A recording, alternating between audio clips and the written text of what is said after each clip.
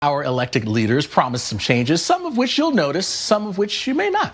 U.S. Transportation Secretary Pete Buttigieg joins us now live on the phone from O'Hare Airport in Chicago.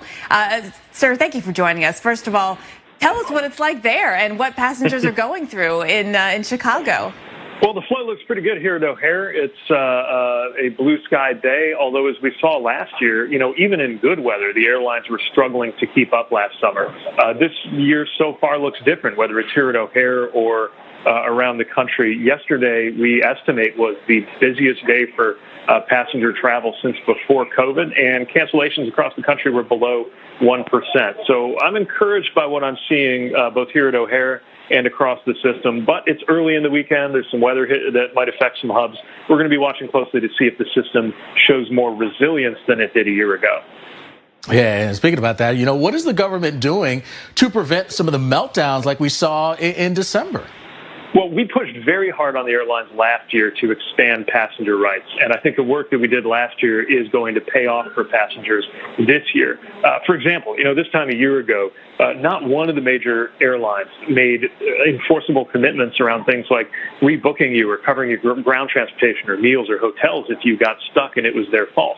Now almost all of them do as a result of the pressure and as a result of the transparency we created when we launched flightrights.gov, which is a website I'd encourage anybody to go to if you're traveling by air to learn about your rights and to learn about the different airlines and what each of them will or won't do when you get stuck.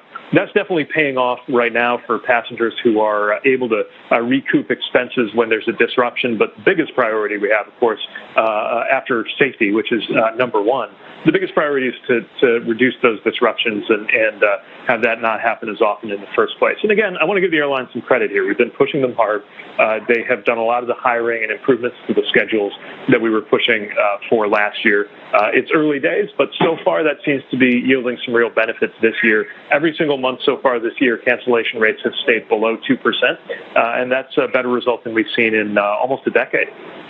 And we know weather can be a factor in those cancellations sometimes, but you wrote recently that airlines caused a third of all cancellations. What is leading to so many cancellations not due to weather?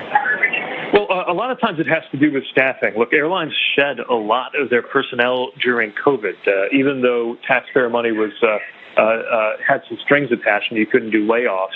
When we had those rescues of the airlines, you did see a lot of them do early retirements. They did not expect demand to come back this quickly, and that left them caught short. Across the system, we are going to need to see more pilots, more mechanics, and other aviation professionals, including within the FAA, those air traffic controllers. We need to see all of the above growing in this workforce to keep up because demand came roaring back. It's strange to think, just 2 years ago, soon after President Biden took office, the big question we saw around the airlines was, are they going to be able to stay in business? Are they going to survive COVID? We got through that, and we're glad to see all this demand and all this economic activity. But now we have the reverse problem, which is the ability to keep up. And I will say, I think the pressure we put on the airlines last year led them to take a lot of positive steps that seem to be leading to improvements this year. Now, of course, the busy summer season, that means more opportunity for bags to get separated from travelers. What can passengers do if that happens, and how will airlines be held accountable? Well, if an airline mishandles your bag, that's one of the things that you can let us know about through the website, flightrights.gov. If an airline's not compensating you properly, we can follow up on a complaint there. We're also making investments in infrastructure.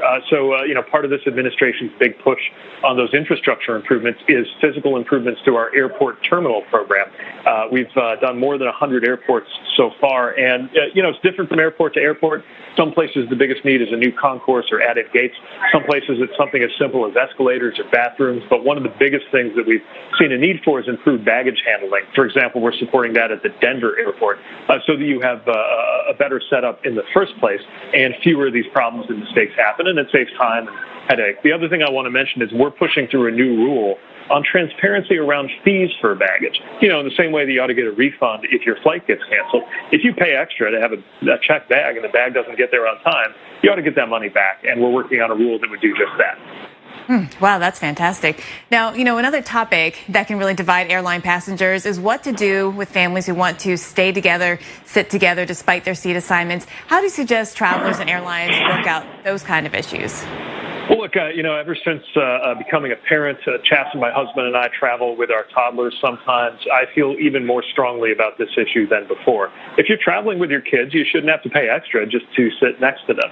And what we see all too often is passengers have to beg at the gate or haggle with fellow passengers while you're trying to settle into your seats, which is hard enough to do when you got little kids without having to worry about being seated together. So we're working. This is a new thing that we've added to that dashboard, flightrights.gov. You can see which of the airlines promise that they will do this at no extra charge.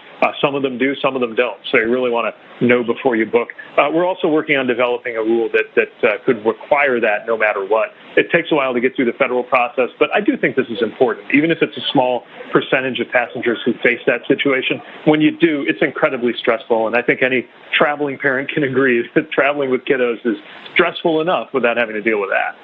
Mm-hmm. Yes, indeed. Yes, sir. Now, Mr. Secretary, as we look internationally, right? France, they plan to ban flights under 2.5 hours to reduce carbon emissions. Is that even something feasible for the U.S.? And how do we boost the use of alternatives like high-speed rail? I don't think banning any kind of travel is an approach that really suits us well here in the United States. But what I will say is that we need to create better options for people. It's one of the reasons why we're putting more investments into passenger rail in the U.S. Than any time since Amtrak itself was created 50 years ago. And what that's allowing us to do is create more reliable service, more options, and over time, we're hopeful we're going to see more and more high-speed service, too. Now, it's not going to happen overnight, but we are seeing some projects getting underway or applying for funding right now that would bring high-speed rail to American soil. And I think especially for those shorter hops, those distances where it's maybe a 1-hour flight, it could be covered in a train ride that could create a great alternative, good passenger experience, good for the economy, good for the climate, but only if you have that quality of service, which is what we're trying to support right now with federal funding. Yeah, all good points. Now, you are about to get on a plane, so we need to ask the question, do you prefer the aisle or the window, and why? I prefer the window. I still have that fascination ever since I was a kid, even as somebody who travels every week of just seeing what's going on out there and enjoying that experience. Plus, I find a little bit better when you got to catch a nap to have that wall to lean against. So for my part, window, unless it's one of those long flights where you just got to stretch your legs. All right. Well, we know he is a window man. Thanks so much, U.S. Transportation Secretary Pete Buttigieg. You can see some of the changes and see your passenger bill of rights at transportation.gov. And I think he can moonlight as a weather reporter because he did a great little weather report there at the beginning, updating us. The weather.